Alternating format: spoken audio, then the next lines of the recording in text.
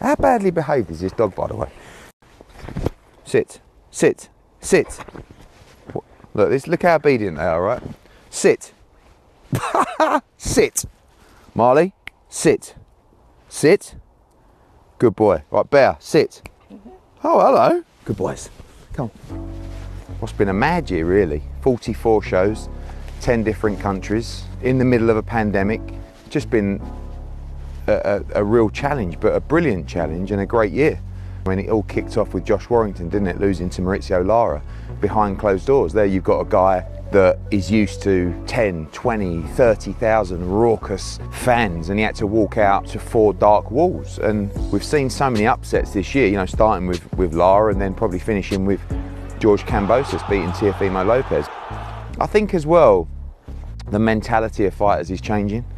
You know, they realise because of this environment, because of that period of time they had where maybe they weren't getting fights, that they need to take their opportunities, and when they come, they've got to take them. And you know, we've seen a lot of upsets this year, and to be honest with you, it's only great for boxing. You know, even going back to the Sheffield card, Kid Galahad getting knocked out by Kiko Martinez, Terry Harper getting beat by Alicia Baumgardner.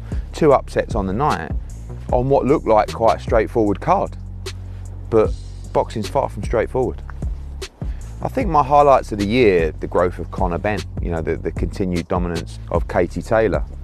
You know, when you look at our international growth and expansion, going back probably as early as Estrada against Chocolatito 2, probably the best fight I've ever seen live. Before that, Canelo Alvarez in Miami, when we had Jay Balvin singing him out at the Hard Rock Stadium, and then breaking the US record in Dallas for Billy Joe Saunders, 77,000. When you look back on the year, I just think, I can't believe we did that.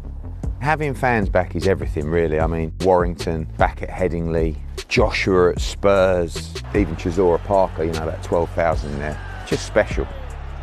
My favourite fighter of the year, I mean, I think you have to say Canelo Alvarez.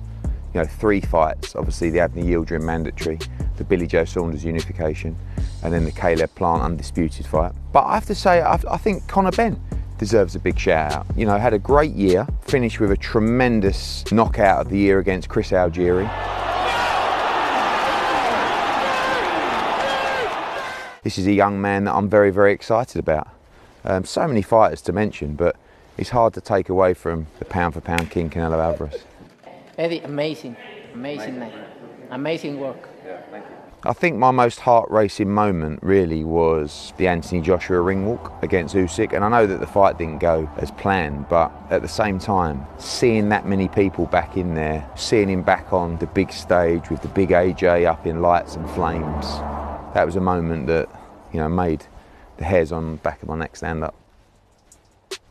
Surprise package of the year probably has to be Alicia Baumgardner, the young lady who stopped Terry Harper. We absolutely love Terry Harper and we were all absolutely devastated. But Alicia Baumgardner made her mark on the world that night.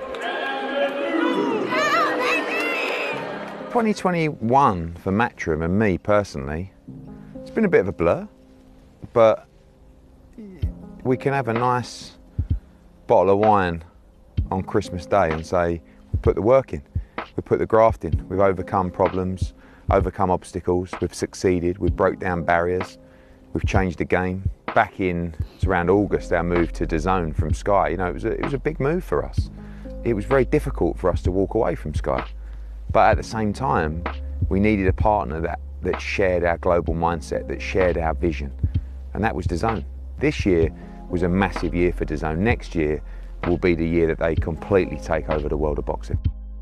When you look at 2022, of course, Anthony Joshua's rematch with Alexander Usyk, what a start to the year that's going to be. Looking to take Liam Smith over to Vegas to fight Jesse Vargas, looking to make the Estrada Chocolatito trilogy. Got a huge fight between Michael Conlan and Lee Wood for the world featherweight title. Looks like Danny Jacobs is going to come over for his UK debut against John Ryder. So much to do, so much to achieve. It all comes from big fights. You know, you can go into markets and you can stage shows, but ultimately big fights are what are going to move the needle. And, you know, we've proved over the last decade and more that we're the king of the big fights. Well, 2021, unbelievable. What a great year coming through a tough period, but 2022 he's going to be on another level. More motivated, more driven than ever to change the sport of boxing globally. Get ready, support Matchroom Boxing, support DAZN, support all our amazing fighters, and go to work. And also you, and you, and you. 2022, roll your sleeves up, find your passion. Every day get up with a smile on your face and a spring in your step, go to work, and let's all have a very successful 2022.